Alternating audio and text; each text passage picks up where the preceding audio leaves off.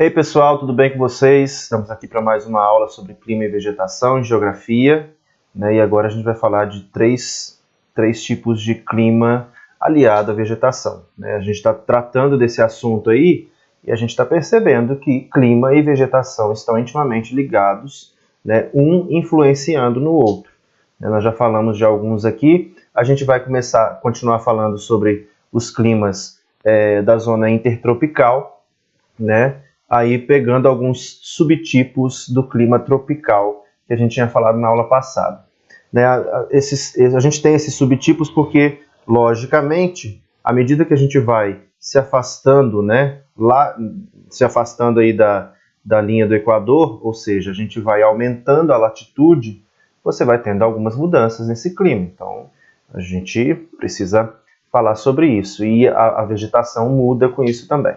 Né? Aí a gente traz o clima tropical típico, né? E você tem aí nesse clima temperaturas que estão aí em torno dos 18 graus, né, mais ou menos, é a média, principalmente aí. Você tem chuvas, né, que vão ser diferentes. Lá quando a gente falou do clima tropical, as chuvas eram de cerca de 1.800 milímetros. Aqui já tem uma variação maior. Ela pode variar entre 750 e 1.800 milímetros, né, dependendo aí de uma série de fatores, como a formação de nuvens, enfim, e como que esse bioma está se relacionando com todo esse clima, né? Então você tem também estações, né, duas estações bem definidas, que vão ser uma estação mais chuvosa no verão e uma outra seca no inverno. Você vai ter um bioma aí que vai ser a savana, né? Ela não somente vai aparecer nesse clima tropical típico, mas ela pode aparecer em alguns locais de clima subtropical. Né? Você consegue perceber aí, né, nessa imagem, que você não tem uma quantidade muito grande de árvores. Né? As árvores são mais esparsas, né? Você tem aí árvores de pequeno e médio porte. A casca delas é um pouco mais grossa, justamente por ser uma região onde tem uma quantidade menor de chuva. Né? Essa casca grossa ajuda a reter um pouco da água que essas plantas, né, absorvem para a sua vida. Né? Além disso, você tem aí uma vegetação gramínea que faz parte aí dessa região. A gente consegue perceber isso aí, tá bom? Ela é utilizada muito na pecuária, né? Na pecuária e também na agricultura mecanizada. Né? A agricultura mecanizada, porque como você tem uma região que, né, também você tem muita planície, né, isso vai favorecer com que a agricultura possa ser desenvolvida aí usando máquinas para poder facilitar o processo de plantio e de colheita. E, logicamente, né, também para irrigação aí. Nesse bioma aí, a gente vai encontrar alguns problemas que são enfrentados, que vai ser a erosão e problemas com os cursos d'água, né? Como você tem uma região onde você não tem uma quantidade de chuva muito grande, né, então você tem aí rios com um menor volume de água, né? Então isso vai ser um problema aí nessa região. Contudo, não vai ser um problema tão grave como acontece em regiões desérticas, tá certo? Né? A gente percebe também que essa região tem diversas espécies de animais, né, comuns a essa região, principalmente quando a gente fala da savana africana. Né? A gente encontra na savana africana, como a gente percebe nessa imagem, a gente encontra a zebra, né? A gente encontra elefantes, então são comuns dessa região, né? A girafa também e assim por diante. No Brasil, né, esse sistema, né, esse sistema de clima e relevo, né, de clima e vegetação vai ser conhecido como cerrado. Né? A gente tem esse clima aí principalmente na região central ali, pegando parte da Bahia, né, de Minas Gerais, como exemplo, é um clima um pouco mais seco, né? E a gente tem também essa região aqui na América do Sul a gente vai chamar de llanos, né? É uma outra região que a gente tem aí. Um outro sistema, né, de clima e vegetação que é importante vai ser o clima tropical de monções, tá certo? Esse clima não é muito comum aqui no Brasil, ele é principalmente observado na Índia e em parte da China, né? Então você tem dois tipos de monções, as monções de inverno e a de verão.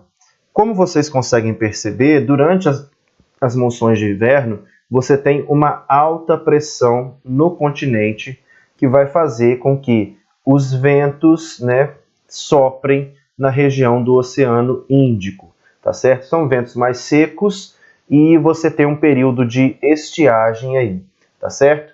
Durante as monções de verão, acontece o contrário, você tem uma baixa pressão no continente e justamente por causa dessa pressão, né, obviamente a pressão no mar vai ser maior e vai empurrar a umidade do mar para dentro do continente, né, causando aí um período intenso de chuvas, né? Nesse período vai acontecer cerca de 80% das chuvas nessa região, tá certo? E isso vai ser a base para eles produzirem o arroz, que faz parte aí da alimentação, né, tradicional dos povos aí dessa região. A gente sabe muito bem disso. Os chineses, né, os indianos, né, e os japoneses têm o arroz como base da sua alimentação aí. Então, a gente consegue perceber que esses ventos vão ser favoráveis a isso, né? Quem nunca viu uma plantação de arroz, até no livro de vocês, na página 53, tem uma foto aí que mostra, né? O arroz ele é plantado em áreas alagadas e esses ventos de monções vão favorecer justamente para que você tenha o alagamento de algumas áreas, favorecer então a produção, tá certo? Uma outra região aí é o tropical semiárido. Esse é bem mais conhecido de nós, né? O tropical semiárido a gente percebe ele principalmente aqui no nosso Nordeste, né? No nosso Nordeste a gente tem esse clima aí. O tipo de vegetação é o que a gente chama de estepes, né? Você percebe aí nessas estepes que você tem uma vegetação um pouco mais seca, né? Apesar de você ter aqui uma vegetação rasteira, mas diferente lá como é que é o nome? Do tropical típico, né? E das savanas, você tem uma vegetação mais rasteira e árvores. Aqui você não tem tanto isso, né? E aquela vegetação lá é um pouco mais verde. Aqui você tem um volume muito baixo de chuva, né? Às vezes abaixo de 700 milímetros por ano, né? Então, como você tem um volume baixo de chuva, isso vai favorecer com que você tenha uma vegetação muito mais seca. Você percebe que as árvores são bem mais baixas e você tem a presença de plantas que conseguem armazenar água, como o cacto, por exemplo, né? Que aí a gente percebe na caatinga brasileira. Aqui no Brasil, essa região da Caatinga é muito importante para a gente compreender esse tipo de clima e vegetação aí. As chuvas, como eu tinha falado, são irregulares, né? Essas regiões geralmente são localizadas em bordas de desertos, né? Não é o caso aqui do Brasil, a gente não tem nenhum deserto aqui no Brasil, mas acredita-se, né, que de alguma forma o Brasil e o continente africano eram ligados, né? E aí a gente tinha essa região que era mais próxima aos desertos africanos, né? Então a possibilidade disso ter acontecido é muito grande, né? Então a gente percebe que essa região aí vai ser importante para isso. As atividades que vão ser desenvolvidas aí vai ser a agricultura, né, e a pecuária, né, principalmente as atividades agropastoris, né. No Quênia, por exemplo, eles criam cabras nessa região, né, que favorece um pouco isso, e vocês também percebem que é uma região que você tem um relevo que é muito mais plano, né, então isso vai favorecer. Além disso, né, você tem uma diversidade nesse bioma, né, bem diferente, mas de animais que conseguem sobreviver a essas regiões mais quentes aí, tá bom? Além disso, né, a gente tem que destacar aí os dois lugares onde a gente encontra, que é o chifre da África, né, Se você tem dúvida de onde fica esse chifre da África, dá uma olhada lá na página 53, quase no final da página, tem um mapa aí para você dar uma olhada nesse chifre da África, onde é comum, né, se você levar em consideração que esse chifre da África de fato está na borda de um deserto, que é o deserto, né, o deserto do Saara, por exemplo, tá bom? Então a gente volta daqui a pouco para poder falar sobre mais outros dois climas importantes, né, para a nossa compreensão desse tema, tá bom? Forte abraço e até mais.